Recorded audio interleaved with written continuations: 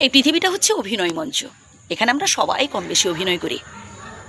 কেউ কেউ দেখবেন বুকের মধ্যে দুঃখ কষ্ট চেপে রেখে মুখে হাসি ফুটিয়ে তোলার চেষ্টা করি, এটাও একটা অভিনয়।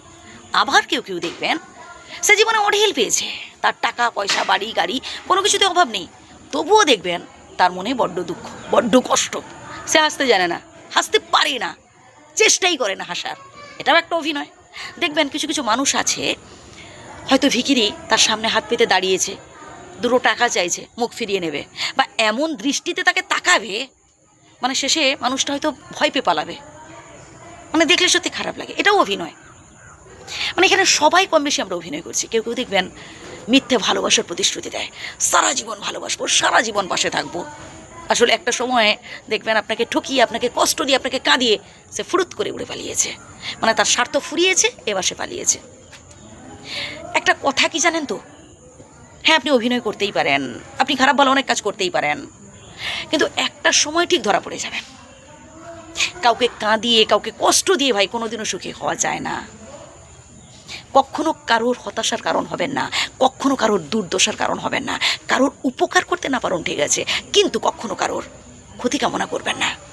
আপনি কি ভাবছেন আপনি সুখী? আপনি একজন মানুষকে ঠকিয়ে, একজন মানুষকে কাঁদিয়ে আপনি ভালোতে আছেন ভাবছেন তো? হ্যাঁ ভাবতেই পারেন, আপনার মন আপনি ভাবতেই পারেন, কিন্তু জেনে রাখুন এটা আপনার সাময়িক সুখ। আপনি ভাবছেন কে কী করলো আমার, আমি তো দিব্যি জিতে গেলাম, আমি তো ভালোতে আছি, এটা আপনার সাময়িক সুখ। এরপর না আপনার জীবনে ভয়ানক দুঃখ নেমে আসতে চলেছে, কারণ আপনার কারণে কেউ একজন চোখের জল ফেলছে দিনের পর দিন, আপনার কারণে কেউ একজন কষ্ট পাচ্ছে, আপনি একজনকে ঠকিয়েছেন।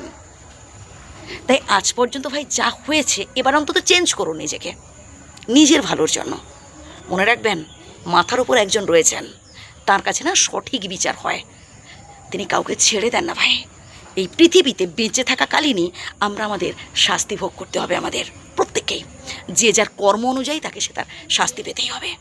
হ্যাঁ, যদি আপনি অনুতপ্ত হন, যদি আপনি আপনার কুকর্মের জন্য আপনি মনে মনে ক্ষমা চান, বা অন্তত সেই মানুষটার কাছে গিয়ে বলেন যে না এই কাজটা করা আমার ঠিক হয়নি, এটা আমার ভুল হয়েছে কাজটা করা, তাহলে হয়তো আপনি সেখানে হয়তো বিধাতার কাছ থেকে একটু হলেও কম শাস্তি পাবেন, কারণ আপনি অনুতপ্ত হয়েছেন, আপনি ক্ষমা চেয়েছেন সেই মানুষটার কাছে, মন থেকে আপনি অনুতপ্ত হয়েছেন, মন থেকে আপনি দুঃখ প্রকাশ করেছেন, আপনি বুঝতে পেরেছেন যে কাজটা করা আপনার ঠিক নয়। কিন্তু আপনি যদি মাথা উঁচু করে ভাবেন যে আমি অন্যায় কাজ করেও মাথা উঁচু করে বলবো, গলা জোর করে বলবো আমি যেটা করেছি বেশ করেছি, আপনি একজনকে কাঁদিয়ে, একজনকে কষ্ট দিয়ে, একজনের সাথে অন্যায় কাজ করে যদি আপনি বলেন আমি ভালো করেছি, তাহলে জেনে রাখুন একটা সময় আপনার জীবনে চরম দুঃখ নেমে আসতে চলেছে। হ্যাঁ, ভালো থাকবেন, সুস্থ থাকবেন, আর যে কথাগুলো বললাম আবারও প্রথম থেকে শুনুন।